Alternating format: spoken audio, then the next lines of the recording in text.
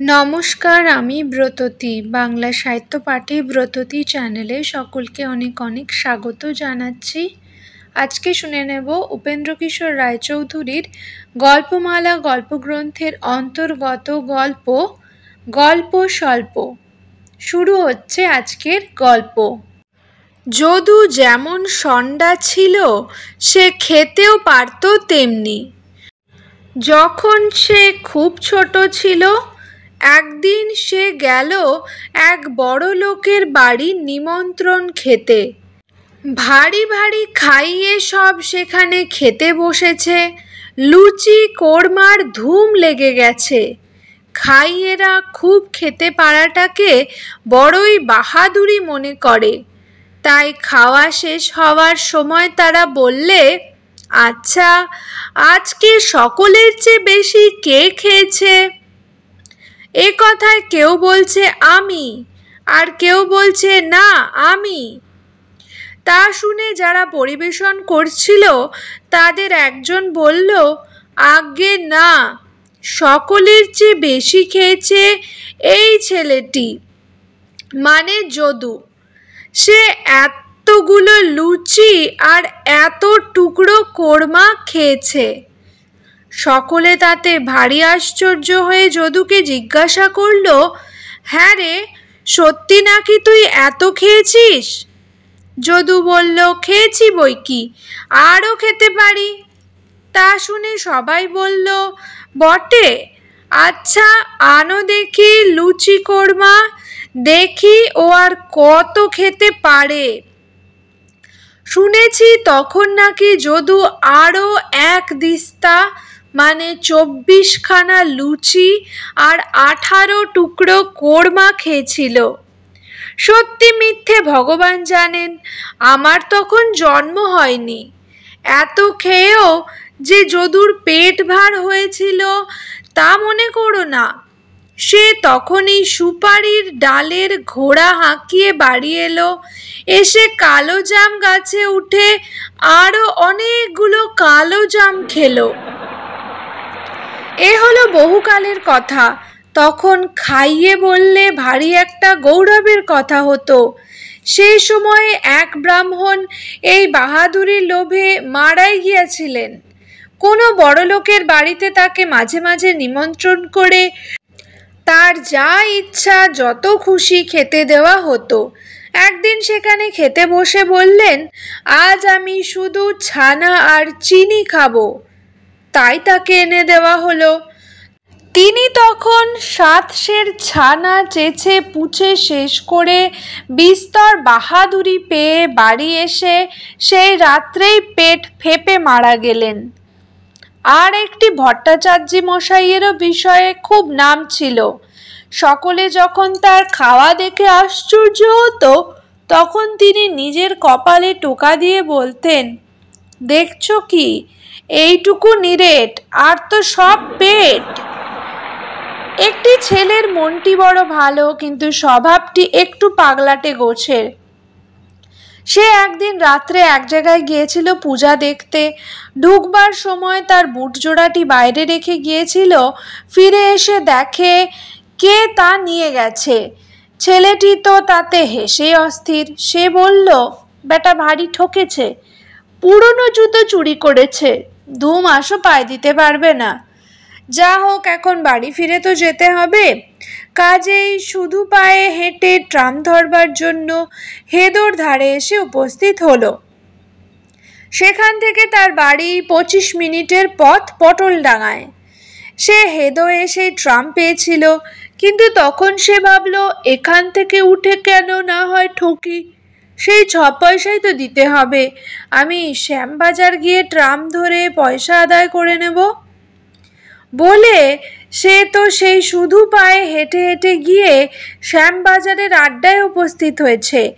সেখান দিয়ে সে শুনল যে সেদিন আর ট্রাম পাওয়া যাবে না। হেদোর ধারে যেখানে সে পেয়েছিল সেই ছিল শেষ গাড়ি। সেদিন সে বাড়ি ফিরে এলো। পর তার হাসির চোটে বাড়িসুদ্ধ লোকের ঘুম ভেঙে গিয়েছিল। বাংলা অক্ষরে যেমন অন্য সব ভাষায় সকল কথা লেখা যায়, যেমন আই গো আপ, কিংবা কোনো নাম যেমন লর্ড কারমাইকেল, জেমস ওয়াট, সেরকম কিন্তু সব ভাষায় চলে না। চীনা ভাষায় এক একটি অক্ষরের এক একটি কথা। একজন বাঙালি বাবু একজন চীনা ভদ্রলোককে বললেন, আপনি আপনাদের ভাষার অক্ষরে আমার নাম লিখুন তো। আমার নাম ধ্রুব। চীনা ভদ্রলোকটি অনেকক্ষণ ভেবে চিনতে কতগুলো হিজিবিজি কি যেন লিখলেন। সেই লেখা অন্য একজন চীনা ভদ্রলোক পড়তে দেওয়া হলো। সে বলল, এতে লেখা রয়েছে দু লুফা। একজন জাপানি ভদ্রলোক ট্রাফালগারের সম্বন্ধে জাপানি ভাষায় কি যেন লিখছিলেন। তার লেখার মধ্যে যেখানে ট্রাফালগার কথাটা আছে সেটা তিনি ইংরেজিতেই লিখছিলেন। একজন তাকে জিজ্ঞাসা করলেন, আপনি ও কথাটা ইংরেজিতে লিখলেন যে? জাপানি ভদ্রলোক বললেন, আমাদের ভাষার অক্ষর দিয়ে ট্রাফালগার লেখা যায় না। সবচেয়ে কাছাকাছি যা লেখা যায় তার উচ্চারণ হচ্ছে ত্রাফারুগারু। এক সাহেবের বড় বাংলা শেখবার শখ হলো। তিনি এক পণ্ডিত রেখে খুব উৎসাহের সঙ্গে পড়তে আরম্ভ করলেন। গোড়ায় কয়েকদিন বেশ উৎসাহের সঙ্গে পড়া চলল, কিন্তু যখন যুক্তাক্ষর পড়া আরম্ভ হলো তখন তো সাহেবের যত গোল বাঁধল। তিনি যুক্তাক্ষর দেখে তো চোটেই অস্থির। কি, একটা অক্ষরের ঘাড়ে আর একটা অক্ষর! এমন আজগুবি ভাষাও তো দেখিনি। এমন ভাষা আবার ভদ্রলোকে পড়ে? মানুষের ঘাড়ে মানুষ আর অক্ষরের ঘাড়ে অক্ষর, এ কেবল তোমাদের দেশেই সম্ভব। এক চাষার একটু বুদ্ধি কম ছিল। চাষা মাঠে যাবে কাজ করতে, সারাদিন তো সেখানেই থাকতে হবে। তাই তার স্ত্রী বিকালে জলখাবারের জন্য তার কাপড়ে 10খানা চাপাটি বেঁধে দিল। চাষা ভারী পেটুক ছিল। সে মাঠে যেতে না যেতেই ভাবল, আমার দেখছি এক্ষুনি বড় খিদে পেয়েছে, চাপাটি খাবো নাকি না তাহলে বিকালে খাবো কি? খানিক বাদে সে ভাবল, বড্ড খিদে পেয়েছে, একখানা চাপাতি খাই, বাকি বিকালে খাবো। ভাবলো আর একখানা খাই। যত খায় ততই যেন তার খিদে বেড়ে যায়। একখানা দুখানা করে সে 8খানা খেয়ে ফেললো, তবুও তার পেট ভরল না। শেষে বাকি 2খানাও বার করে খেতে হলো, তাতে তার পেটও ভরে গেল। তখন চাষা ভাবলো, 8টা খেলাম তাতে কিছু হলো না, আর এ দুটো খেতে না খেতেই পেট ভরে গেল। আহা, এ 2খানা কেন আগে খেলুম না, তাহলে তো গোড়াতেই পেট ভরতো, আমার আর করে 8খানা চাপাতি থেকে যেত। তাই তো, আমি কি বোকা। এক ভদ্রলোকের বাড়িতে ভোজ হচ্ছে। একদল গুলিখোর লোক তাই শুনে সেখানে নিমন্ত্রণ খেতে গেল। যেতে যেতে তাদের একজন বলল, আরে তোরা যে যাবি, ফটক শুনেছি বড্ড নিচু, ঢুকবি কি করে? তা শুনে আরেকজন বলল, কেন, এমনি করে ঢুকবো? বলেই সে হামাগুড়ি দিয়ে চলতে আরম্ভ করলো। তা দেখে আর সব কটাও তেমনি করে হামাগুড়ি দিতে লাগলো।